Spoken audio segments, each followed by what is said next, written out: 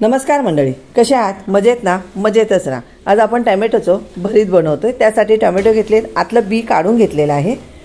2 उकडलेले बटाटे, थोडंसं लाल तिखट, गरम मसाला, हळद, धना पावडर, चाट मसाला, साखर, मीठ, कोथिंबीर सर्व एकजीव करून टोमॅटोमध्ये भरून घ्यायचं।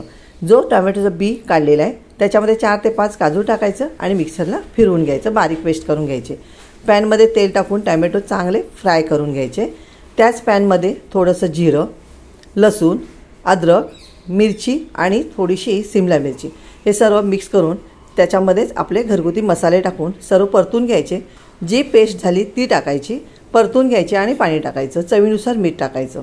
छान परतून झाले की राहिलेला जो मसाला आहे तोही टाकायचा आणि टोमॅटो त्याच्यामध्ये टाकून ग्रेव्हीमध्ये 4 ते 5 मिनिटं छान शिजू द्यायचं। इथे आपले चटपटी भरले टोमॅटो तयार झाले। व्हिडिओ आवडला तर लाईक, शेअर, कमेंट नक्कीच करा। थँक्यू।